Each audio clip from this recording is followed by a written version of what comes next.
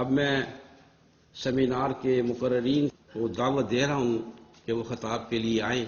سب سے پہلے میں جماعت الدعوت سے تعلق رکھنے والے مولانا امیر حمزہ صاحب سے درخواست کرتا ہوں کہ وہ تشریف لائیں اور اس عنوان کے حوالے سے گستاخ رسول کی سزا موت کیوں آپ سے گفتگو فرمائیں۔ مولانا امیر حمزہ صاحب۔ السلام علیکم ورحمۃ اللہ۔ ان الحمد للہ والصلاة والسلام علی رسول اللہ، اما بعد فاعوذ باللہ السمیع العلیم من الشیطان الرجیم، بسم اللہ الرحمن الرحیم۔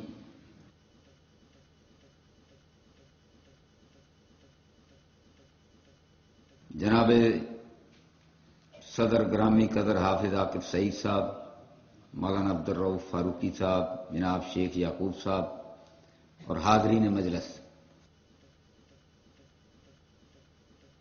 آج کا یہ آڈیٹوریم جس کے اندر ایک بڑے ہی اہم موضوع پر مذاکرہ سیمینار ہو رہا ہے، اس کو قرآن آڈیٹوریم کہا جاتا ہے۔ اور آج قرآن کو بھی چیلنج ہے اور صاحب قرآن حضرت محمد کریم صلی اللہ علیہ وسلم کی پاک اور مبارک زندگی کو بھی چیلنج کیا گیا ہے۔ مجھے آج یہاں دوسری بار آنے کا موقع ملا، ایک اس وقت جب محترم ڈاکٹر اسرار احمد صاحب رحمہ اللہ ان کو فردوس عطا فرمائے، اور اس کے بعد آج یہاں آنے کا موقع ملا ہے۔ اس قرآن آڈیٹوریم کے اندر آج قرآن کا ڈیفنس، آج اللہ کے نبی صلی اللہ علیہ وسلم کی سیرت کا دفاع، آپ کی حرمت کا ڈیفنس، اس موضوع پر آج کا مذاکرہ ہے۔ میں یہ سمجھتا ہوں کہ انشاءاللہ جنت الفردوس کے اندر اللہ تبارک و تعالی ڈاکٹر اسرار احمد صاحب کا درجہ مقام بلند فرمائے گا، اور ڈاکٹر صاحب پوچھیں گے یا اللہ یہ میرے کس عمل کی وجہ سے میرا درجہ بلند ہوا ہے، تو اللہ فرمائے گا جو آڈیٹوریم قرآن کے نام سے بنا کر آیا تھا وہاں قرآن کے ڈیفنس کا سیمینار ہے، اور صاحب قرآن حضرت محمد کریم صلی اللہ علیہ وسلم کی حرمت کے دفاع کا سیمینار ہے۔ وقت مختصر ہے، مجھے بھی جلدی جانا ہے، اس لیے کہ آج قرآن اور صاحب قرآن کے ڈیفنس کے لیے مال روڈ پر یہی 11 بجے ایک بہت بڑا پروگرام ہے، ہم نے ترتیب دیا ہے، مجھے وہاں بھی پہنچنا ہے، اور یہاں پر جو موجود ہیں محترم حافظ عاقب سعید صاحب اور مولانا عبدالرؤف فاروقی صاحب، ان کو بھی یہی دعوت ہے کہ جب آپ یہاں سے فارغ ہوں تو آپ وہاں تشریف لائیں۔ اس لیے میں نے عرض کیا کہ سب سے پہلے گفتگو میری کروا دیں، میں ان کا شکریہ ادا کرتا ہوں۔ آج میرے بھائیوں قرآن کو بھی چیلنج ہے، جیسا کہ آپ نے اخبارات میں پڑھا، دے دیا گیا۔ پہلے اللہ کے نبی صلی اللہ علیہ وسلم کے خاکوں کا سلسلہ شروع تھا، اور پاکستان کے اندر وہ آسیہ مسیح کی سزا کے حوالے سے معاملہ شروع تھا، اور ابھی وہ مسٹر ٹیری جونز نے قرآن کو بھی چیلنج دے دیا۔ تو اس لیے میں آج اس مختصر وقت میں ایک موضوع پر نہیں رہوں گا، تقاضا ہے وقت کا کہ میں قرآن پر بھی بات کروں۔ اور یہ کیسے ہو سکتا ہے کہ قرآن آڈیٹوریم میں اور ساری زندگی قرآن کی خدمت سر انجام دینے والے ڈاکٹر اسرار احمد صاحب کے اس آڈیٹوریم میں قرآن پر بات نہ کروں، اور آج ہی پھر قرآن کو چیلنج بھی دیا گیا ہو۔ تو مسٹر ٹیری جونز نے کہا کہ میں قرآن پر مقدمہ قائم کر رہا ہوں، اور کہتا ہے کہ قرآن کو سزا دینے کے 4 طریقے ہیں، کیونکہ یہ قرآن دہشت گردی کی ذمہ دار کتاب یہ قرآن ہے، اور 4 طریقے یہ ہیں کہ اسے آگ میں جلا دیا جائے، اسے ٹھڈے مارے جائیں، اور اسے پانی کے اندر بہا دیا جائے، فائرنگ سکواڈ کے سپرد کر دیا جائے، نعوذ باللہ نعوذ باللہ۔ کیوں قرآن کے اتنے دشمن بن گئے؟ کیوں صاحب قرآن حضرت محمد کریم صلی اللہ علیہ وسلم کے دشمن بن گئے؟ سب سے پہلی بات تو یہ ہے، آپ کو اس بات پر خوش ہونا چاہیے کہ الحمدللہ اللہ تبارک و تعالیٰ نے ہمیں ایسی کتاب عطا فرمائی ہے کہ 1400 سال ہو گئے جس کے زبر اور زیر کے اندر دنیا کی کوئی طاقت تبدیلی ثابت نہیں کر سکی۔ جب رشیا ٹوٹ رہا تھا تو اس وقت تاشقند کے اندر پاکستان سے 2 ہی صحافی تھے جو گئے، رشیا کے اندر، ماسکو کے اندر اور تاشکند کے اندر۔ ایک محترم عطاء الرحمان صاحب تھے اور دوسرا میں تھا۔ اس وقت رشیا ٹوٹ رہا تھا، تو تاشکند کے ایک جامع مسجد کی لائبریری میں ایک شیشے کی الماری بنائی ہوئی تھی، اس کے اندر وہ قرآن کا نسخہ جس کو حضرت عثمان رضی اللہ تعالیٰ عنہ تلاوت فرما رہے تھے اور تلاوت فرماتے ہوئے شہید ہوئے، اور ان کے خون کے قطرے جس آیت پر گرے وہ آیت تھی فَسَيَكْفِيكَهُمُ اللَّهُ۔ میں نے اس آیت پر حضرت عثمان رضی اللہ تعالیٰ عنہ کے پاک خون کے جو قطرے گرے میں نے اپنی آنکھوں سے دیکھے، اور دوسرا نسخہ میں نے استنبول کے توپ کاپی عجائب گھر کے اندر دیکھا۔ وہ 2 نسخے دنیا کے اندر موجود ہیں۔ حضرت عثمان رضی اللہ تعالیٰ عنہ نے جو لکھوائے، اللہ کی قسم 1400 سال ہو گئے جو نسخہ حضرت عثمان رضی اللہ تعالیٰ عنہ تلاوت کر رہے تھے، اور اس سے پہلے جس کی تلاوت حضرت عمر کرتے تھے اور حضرت صدیق اکبر کرتے تھے، اور جو اللہ کے نبی صلی اللہ علیہ وسلم نے لکھوایا بغیر زبر زیر کی تبدیلی کے لیے، آج وہی قرآن ہے جس کی تلاوت ڈاکٹر اسرار صاحب ساری زندگی کرتے رہے، اور جس کی تلاوت پاکستان کا اور پوری دنیا کا ہر مسلمان کرتا ہے۔ تو یہ ہمارے لیے فخر کی بات ہے۔ اللہ اکبر۔ میرے بھائیوں، قرآن اللہ نے ہمیں ایسی کتاب عطا فرمائی۔ اب صاحب قرآن حضرت محمد کریم صلی اللہ علیہ وسلم کے خاکے آپ کی توہین۔ اور ایک اور بات عرض کر دوں کہ نام نہاد قسم کے دانشور وہ کہتے ہیں پہلے ہم اپنے اندر کی بات کریں، اور اپنے اندر کی بات اندر کے لوگوں کی، لیکن ہمارے اندر کے یہ لوگ نہیں ہیں۔ حدیث کے منکر کہتے ہیں جی گستاخ رسول کی سزا قرآن سے ثابت کرو۔ اس کا مطلب یہ ہوا قرآن سے ثابت کریں تو تم نے سنت کا تو انکار کر دیا، حدیث کا تم نے انکار کر دیا۔ میں عقلی طور پر بات کرتا ہوں، اور جو نصوص اور ادلہ ہے میں آنے والے مقررین پر چھوڑ دیتا ہوں، اس لیے کہ ٹائم بڑا کم ہے۔ بھائی موٹی سی بات ہے کہ یہ قانون، یہاں پر بڑے پڑھے لکھے ماشاءاللہ لوگ بیٹھے ہیں، قانون جو ہے وہ قومی اسمبلی بناتی ہے، مقننہ بناتی ہے ساری دنیا کے اندر۔ اچھا وہ قانون بناتی ہے، اس کے بعد جب مقدمہ چلتا ہے ہائی کورٹ کے اندر، سپریم کورٹ کے اندر، تو اس قانون کی شرح جسٹس صاحب کرتے ہیں، اور جسٹس صاحب شرح کرتے ہوئے اس قانون کی جو بھی فیصلہ کرتے ہیں ان کا وہ فیصلہ وہ بھی قانون بن جاتا ہے۔ یہ دنیا کا قانون ہے، امریکہ کی ہائی کورٹ میں بھی یہی قانون ہے، سپریم کورٹ برطانیہ کی ہو تو یہی قانون ہے، پاکستان میں بھی یہی قانون ہے، ساری دنیا میں یہی قانون ہے۔ اور بدبخت تو تمہیں عقل نہیں آتی، اللہ اکبر، کہ رب نے قانون کی کتاب دی قرآن، اور پھر اس قرآن کی جو شرح کرے جس پر قرآن نازل ہو، ظالموں تم اس کو قانون نہیں مانتے۔ یہ دنیا کے مسلمہ پوری انسانی زندگی کی ہسٹری کے اندر رب کعبہ کی قسم ہے، یہ غیر قانونی، غیر عقلی اور غیر فکری بات ہے۔ اور دوسری بات میں عرض کرتا ہوں، اب کوئی ملک اپنا ایلچی بھیجے، پاکستان بھیجے، امریکہ بھیجے، وہ کہیں جائے، اس کو ایک لائن دی جاتی ہے کہ بھئی اس لائن کے اندر تم نے بات کرنی ہے، اس فریم ورک کے اندر تم نے بات کرنی ہے۔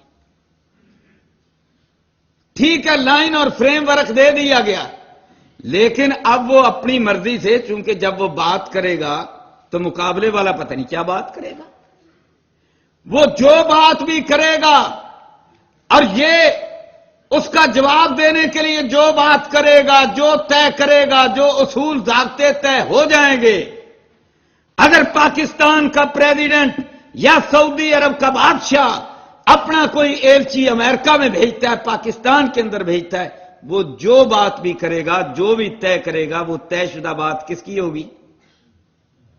وہ سعودی عرب کے بادشاہ کی ہوگی، سعودی عرب کے ملک کی ہوگی، اس کو ایکسپٹ کرنا پڑے گا۔ وہ قانون بنے گا، وہ دو ملکوں کے درمیان تعلقات کار کے لیے وہ جو بھی طے کرے گا اسی بنیاد پر جناب آگے سلسلہ اور تعلقات اور ریلیشن چلے گی۔ یہ دنیا کا ماننا ہوا اصول ہے اور اس اصول سے انکار نہیں کیا جا سکتا۔ اب اللہ تبارک و تعالیٰ نے قرآن دیا اور قرآن لینے کے بعد حضرت محمد کریم صلی اللہ علیہ وسلم نے جو طے کیا، جو فرمایا، جو بولا، جو کیا، اور لوگوں سن لو، رب کعبہ کی قسم ہے یہ قانون ہے، یہ آئین ہے اور یہ اللہ کا آئین ہے۔ لہذا اللہ فرماتا ہے وما ينطق عن الهوى ان هو الا وحی یوحى، میرا نبی قرآن کی شرح بیان کرتے ہوئے جو فرماتا ہے وہ بھی میری طرف سے آتا ہے۔ اور اللہ فرماتا ہے لامرک، مجھے اللہ فرماتا ہے مجھے میرے پیارے مصطفیٰ تیری زندگی کی قسم۔ اور جب اللہ تبارک و تعالیٰ زندگی کی قسم کھاتا ہے تو زندگی کے اندر یہ سارا کچھ موجود ہے۔ اس لیے میں سمجھتا ہوں کہ جو لوگ کہتے ہیں کہ جی قرآن سے ثابت کرو، یہ بیوقوف ہیں، یہ دنیا کے قانون کو نہیں جانتے، یہ دنیا کے ضابطے کو نہیں جانتے، یہ آئین اور دستور کو نہیں جانتے، یہ عقل اور فطرت کو نہیں جانتے، یہ جبلت سے ناواقف ہیں، یہ انسانی ہسٹری سے ناواقف ہیں، یہ جاہل ہیں، ان کو کسی بات کا پتہ نہیں ہے۔ کتاب و سنت قرآن حدیث ایک چیز ہے، اللہ نے قرآن بھی نازل کی ہے، اللہ نے سنت بھی نازل کی ہے، اللہ نے کتاب بھی نازل کی ہے، اللہ نے حدیث بھی نازل کی ہے۔ ایک کے نزول کا ایک طریقہ ہے، دوسرے کے نزول کا دوسرا طریقہ ہے۔ قرآن بھی قانون ہے، سنت بھی قانون ہے۔ اب اگر یہ پوچھتے ہیں کہ جی قرآن سے ثابت کرو تو چلو، اللہ تبارک و تعالیٰ فرماتے ہیں ان الذین یؤذون اللہ ورسولہ، وہ لوگ جو اللہ اور اس کے رسول کو ایذا دیتے ہیں۔ اب اللہ تبارک و تعالیٰ ان پر لعنت فرماتا ہے، ان پر لعنت ہے، دردناک عذاب ہے۔ اور پھر سورہ احزاب کی اسی آیت سے تھوڑا سا آگے چل کر پھر طے کر دیا ملعونین، یہ وہ لعنت زدہ ہے ملعونین اینما ثقفوا اخذوا وقتلوا تقتیلا، یہ جہاں بھی مل جائیں، جہاں بھی پائے جائیں، انہیں پکڑا جائے۔ اور یہ جو مجرم ہے حضرت محمد کریم کے صلی اللہ علیہ وسلم، اللہ فرماتا ہے قتلوا تقتیلا، انہیں بڑے برے طریقے سے ٹکڑے ٹکڑے کر کے قتل کیا جائے، قتلوا تقتیلا۔ الفرمایا ان شانئک هو الابتر، امام ابن تیمیہ رحمۃ اللہ علیہ فرماتے ہیں ابتر کا مطلب یہ ہے جس کی گردن کٹ جائے، جو تباہ ہو جائے، جو برباد ہو جائے، جس کی جڑ کٹ جائے۔ لہذا جو اللہ کے نبی صلی اللہ علیہ وسلم کا دشمن ہے تو قرآن کے اس لفظ پر عمل اسی صورت میں ہو سکتا ہے کہ اس کی جڑ کٹ جائے، قرآن سے ثابت ہے۔ اللہ اکبر۔ اور میں کہتا ہوں ایک میں اور دلیل دیتا ہوں، وہ یہ ہے کہ اللہ تبارک و تعالیٰ اپنے نبی کی زندگی کی قسم کھا رہا ہے۔ بھئی جب اللہ اپنے نبی صلی اللہ علیہ وسلم کی زندگی کی قسم کھا رہا ہے، اللہ اکبر، تو جو اللہ کے نبی صلی اللہ علیہ وسلم کی زندگی پر تان کرتا ہے وہ اللہ کی قسم کو توڑتا ہے، اور جو اللہ کی قسم کو توڑتا ہے اس کی سزا بھی قتل ہے۔ اور جہاں تک سنت کی بات ہے وہ دیکھ لے، اللہ کے نبی صلی اللہ علیہ وسلم نے خود قتل کروائے، ابن خطل ہے، اللہ کے نبی صلی اللہ علیہ وسلم نے خود قتل کروایا، گستاخ تھا۔ ابو رافع تھا، اللہ کے نبی صلی اللہ علیہ وسلم نے خود قتل کروایا۔ الغرض بہت ساری مثالیں ہیں، تو کتاب و سنت سے مثالیں بے شمار ہیں، اس لیے جناب اس بات کو ایکسپٹ اور تسلیم نہیں کیا جائے۔ اور پھر اگلی بات یہ ہے کہ آخر تمہیں تکلیف کیا ہے؟ میں پوپ سے پوچھتا ہوں تمہیں کیا تکلیف ہے؟ میں یورپ سے پوچھتا ہوں تمہیں کیا تکلیف ہے؟ اس کا تمہیں کیا تکلیف ہے؟ 295 کو تم کیوں ختم کروانا چاہتے ہو؟ بھائی یہ نہ یہ کسی یہودی کے خلاف ہے، نہ کسی عیسائی کے خلاف ہے، نہ کسی بدھسٹ کے خلاف ہے، اور نہ کسی سکھ کے خلاف ہے، نہ کسی مسلمان کے خلاف ہے۔ یہ کس کے خلاف ہے؟ جو اللہ کے نبی صلی اللہ علیہ وسلم کی توہین کرے گا، یہ تو مجرم کے خلاف ہے۔ لہذا تم اگر اس کو ختم کروانا چاہتے ہو تو اس کا مطلب یہ ہے کہ تم اس جرم کا متواتر، برابر، مسلسل تم اس کا ارتکاب کرنا چاہتے ہو، اور اگر تم ارتکاب کرنا چاہتے ہو تو انشاءاللہ ہم ارتکاب کرنے دیں گے۔ اگر تم مسلسل ارتکاب کرو گے تو پھر ہمارا یہی ہے کہ ہمارے سامنے جو آئے گا ہم تو انشاءاللہ اس کو قتل کریں گے۔ جس طرح اللہ کے نبی صلی اللہ علیہ وسلم نے قتل قتل کروایا، جس طرح سے صحابہ نے قتل کیا، جس طرح غازی علم دین شہید نے قتل کیا راجپال کو، اور جس طرح عامر چیمہ نے قتل کیا، پھر اس طرح قتل ہوتا رہے گا۔ قانون کی بات کرتے ہیں، میں کہتا ہوں اگر کوئی گورنر، کوئی صدر، کوئی منسٹر کوئی قانون کو اپنے ہاتھ میں لے گا تو پاکستان کے 17 کروڑ عوام کا ہر بچہ آزاد ہے کہ وہ بھی قانون کو اپنے ہاتھ میں لے۔ تم جناب والا کہو کہ گورنر پر کوئی قانون نہیں چلتا، صدر پر کوئی قانون نہیں چلتا، اور تم اس کو تحفظ دو، اور اس کو تم تحفظ دو کہ وہ کرپشن کرے، وہ بدماشی کرے، وہ جو مرضی کرے، اس کو تحفظ ہے، عدالت کے اندر نہیں آ سکتا۔ اور جب تم اس کو تحفظ دو اور اللہ کے نبی صلی اللہ علیہ وسلم کی زندگی کو اور آپ کی سیرت کو اور آپ کی عزت ناموس اور حرمت کو جو قانون تحفظ دے، اس قانون کو تم کاڑا کہو، اس قانون کو تم ظالمانہ کہو۔ جب تم کاڑا کہو گے، جب تم ظالمانہ کہو گے، اور جب تم اپنے لوگوں کو تحفظ دو گے، تو پھر بھائی جو بھی اللہ کے نبی صلی اللہ علیہ وسلم کا کلمہ پڑھنے والا ہے وہ بھی پھر اپنے قانون پر عمل کرے گا۔ وہ پھر قانون وہ ہے جو قرآن کا قانون ہے، وہ پھر قانون وہ ہے جو حضرت محمد کریم صلی اللہ علیہ وسلم نے قانون دیا ہے۔ بھائیو، آخری ایک دو باتیں عرض کر کے اپنی بات ختم کرتا ہوں۔ آج پوپ نے بھی چیلنج کیا ہے، اور جناب والا کہ یہ 295 کو ختم کرو، انشاءاللہ یہ ختم نہیں ہوگا۔ میں سمجھتا ہوں انشاءاللہ ہم تو یہ کوشش کر رہے ہیں کہ یہ UN میں بھی قانون جائے، اور وہاں پر جائے تو سارے نبیوں کی عزتوں کا تحفظ۔ یہ ایسے بدبختین کو عادت پڑی ہوئی ہے، ان کی عادت کو ہم نے ٹھیک کرنا ہے۔ مولانا عبدالرؤف فاروقی صاحب تورات انجیل اچھی طرح پڑھے ہوئے ہیں، ماشاءاللہ اسکالر ہیں اس کے، اور میں نے بھی اس کا مطالعہ کیا ہے۔ اللہ کی قسم، انبیاء کی اتنی توہین ہے، اتنی توہین۔ اور تازہ میں آپ کو بتلاؤں، کل میں نے دیکھا نیٹ پر حضرت داؤد علیہ السلام کو کئی یہودی جو ہیں وہ نبی نہیں مانتے، کہتے ہیں کنگ ڈیوڈ، اور ساتھ لکھا تھا موسیقار بھی تھا، ہی واز جی ہاں، کہ وہ جناب موسیقار بھی تھے، نعوذ باللہ۔ اور پھر ان کی ایک تصویر بنائی، اللہ کی قسم بالکل برہن، اور نیچے لکھا ہوا کنگ ڈیوڈ۔